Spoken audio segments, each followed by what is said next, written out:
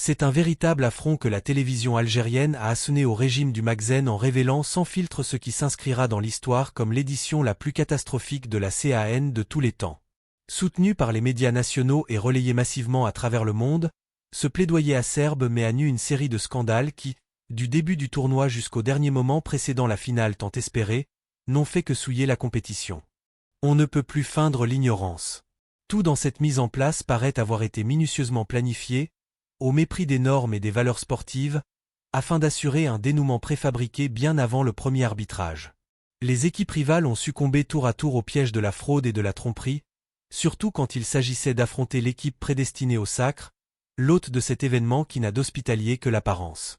À l'approche de la finale tant attendue, la Fédération sénégalaise de football a fait part de ses plus grandes appréhensions, flairant une machination ourdie contre les Lions de la Teranga.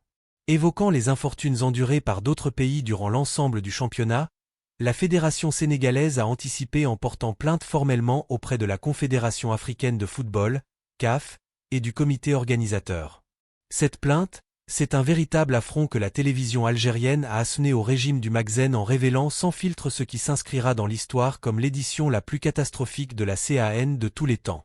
Soutenu par les médias nationaux et relayé massivement à travers le monde, ce plaidoyer acerbe met à nu une série de scandales qui, du début du tournoi jusqu'au dernier moment précédant la finale tant espérée, n'ont fait que souiller la compétition. On ne peut plus feindre l'ignorance. L'expert et journaliste français Grégory Schneider, s'exprimant sur une chaîne télévisée française, n'a pas mâché ses mots non plus.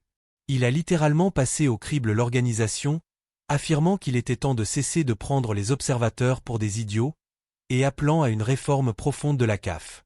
D'après lui, ce qui s'est déroulé lors de cette compétition est une offense au football et aux joueurs qui en sont les premières victimes de ces manigances, privant le continent de son esprit sportif authentique. Schneider a déclaré ouvertement que l'Algérie avait été intentionnellement bloquée dans son avancée car sa présence représentait une menace pour le scénario prédéfini, avec des matchs truqués pour favoriser l'hôte. Il a insisté sur le malaise palpable des arbitres, qui semblaient opérer sous la contrainte d'ordre supérieur contraire à l'éthique sportive, révélant une corruption systémique. L'Algérie, guidée par le président Abdelmadjid Tebboune, reste une puissance inébranlable qui ne se laisse pas intimider par ses complots, continuant à promouvoir un football propre et équitable.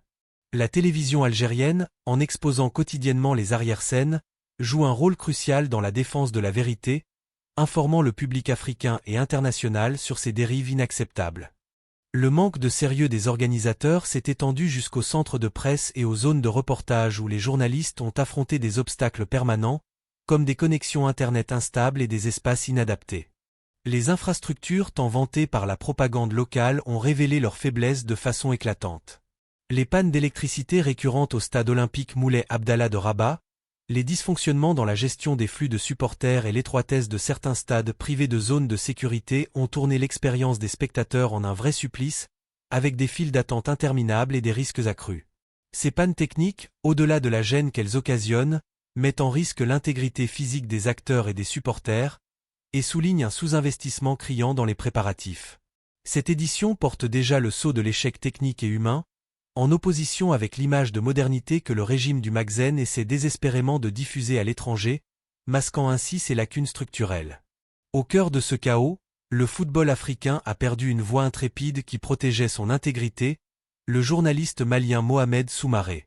Ses dernières contributions étaient dédiées à la condamnation du parti pris arbitral évident contre l'équipe nationale algérienne, mettant en exergue des pénaltys refusés et des fautes ignorées. Sa mort subite dans sa chambre d'hôtel crée un vide énorme et pose de multiples interrogations alors qu'il était sur le point de divulguer plus de détails sur les coulisses de cette compétition, alimentant les soupçons d'une censure violente. Ces analyses mettaient en lumière des décisions arbitrales discutables et contestées en dépit de la technologie VAR, indiquant que les résultats étaient influencés par des intérêts extrasportifs plutôt que par les performances sur le gazon, avec des arbitres visiblement influencés. Il convient de noter que ce désordre organisationnel n'est pas inévitable mais semble être une tactique intentionnelle visant à déstabiliser les adversaires. En contrepoint, de nombreux commentateurs ont rappelé la maîtrise et l'excellence démontrées par l'Algérie lors de l'accueil de grands événements sportifs récents, comme la CAN précédente où tout s'était déroulé sans accroc. La force de l'Algérie repose sur ses infrastructures de niveau mondial et sa capacité à recevoir les autres Africains avec une dignité et un professionnalisme exemplaires, en veillant à chaque détail pour un déroulement harmonieux.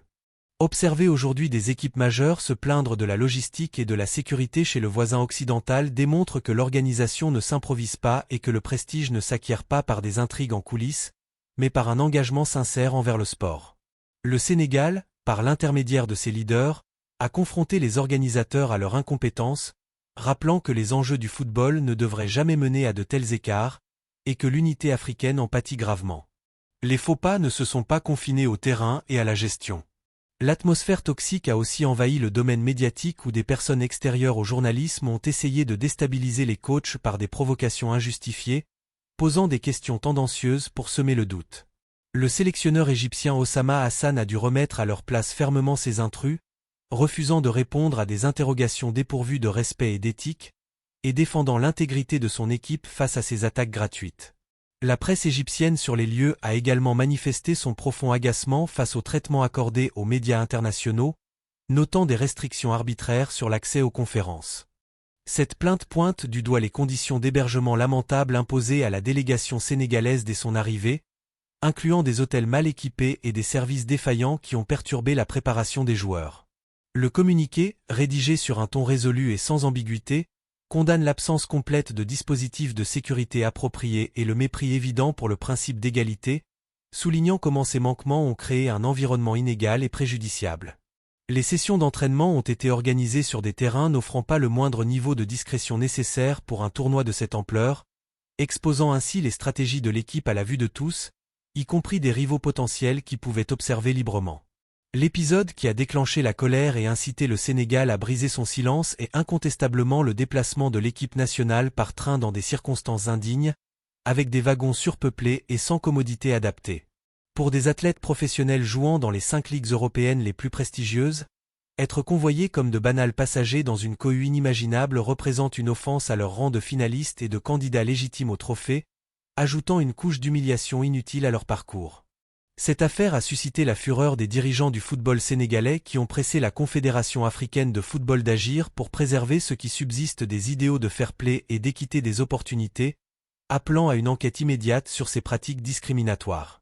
Les photos de l'accueil désordonné ou la protection des joueurs a été mise en danger par une foule incontrôlable ont circulé partout, contrastant drastiquement avec les normes d'organisation attendues pour un tel rendez-vous, et révélant un amateurisme flagrant qui a choqué les observateurs internationaux.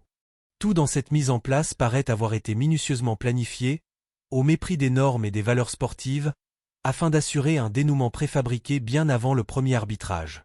Les équipes rivales ont succombé tour à tour au piège de la fraude et de la tromperie, surtout quand il s'agissait d'affronter l'équipe prédestinée au sacre, l'hôte de cet événement qui n'a d'hospitalier que l'apparence.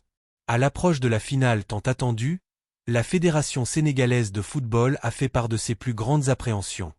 C'est un véritable affront que la télévision algérienne a asséné au régime du Maghreb en révélant sans filtre ce qui s'inscrira dans l'histoire comme l'édition la plus catastrophique de la CAN de tous les temps. Soutenue par les médias nationaux et relayée massivement à travers le monde. Ce plaidoyer acerbe met à nu une série de scandales qui, du début du tournoi jusqu'au dernier moment précédant la finale tant espérée, n'ont fait que souiller la compétition. On ne peut plus feindre l'ignorance. Tout dans cette mise en place paraît avoir été minutieusement planifié au mépris des normes et des valeurs sportives afin d'assurer un dénouement préfabriqué bien avant le premier arbitrage. Les équipes rivales ont succombé tour à tour au piège de la fraude et de la tromperie, surtout quand il s'agissait d'affronter l'équipe prédestinée au sacre, l'hôte de cet événement qui n'a d'hospitalier que l'apparence. À l'approche de la finale tant attendue, la Fédération sénégalaise de football a fait part de ses plus grandes appréhensions, flairant une machination ourdie contre les Lions de la Teranga. Évoquant les infortunes endurées par d'autres pays durant l'ensemble du championnat, la Fédération sénégalaise a anticipé en portant plainte formellement auprès de la Confédération africaine de football, de la CAF et du comité organisateur.